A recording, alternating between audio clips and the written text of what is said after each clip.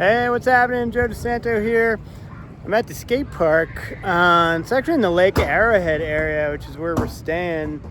But we're at a lake next door to that, about 20 minutes away, called Lake Gregory, which is like a smaller lake, but it's pretty cool.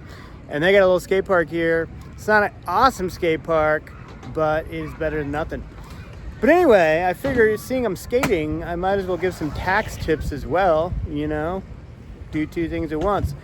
So I just want to give some basic tax tips, things that you should be aware of. So first of all, your average person is going to do taxes one of two ways, either as a W-2 employee, or like a regular job, or an independent contractor. Now, when you're a regular employee, you get a W-2, and that's kind of like the most rigid, sort of locked down tax scenario.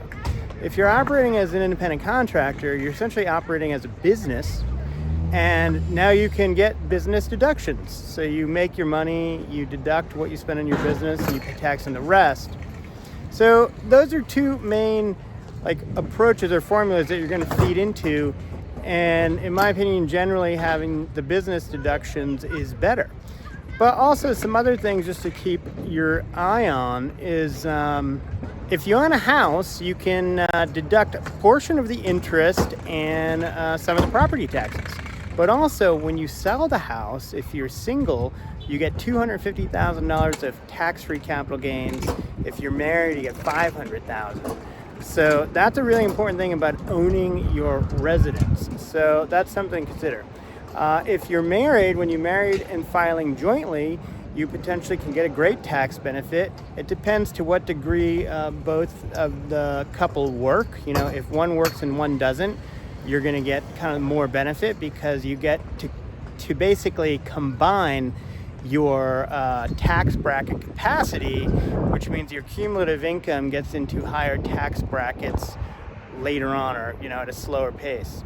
Another thing is if you have a 401k at work or a solo 401k, you can get as much as $23,000 or maybe $23,500 of tax-free income, or if you put the money in the 401k. Now, if you have a solo 401k, you can then on a profit-sharing component and max out at over $100,000. So that's something to keep in mind too. That's a pretty cool,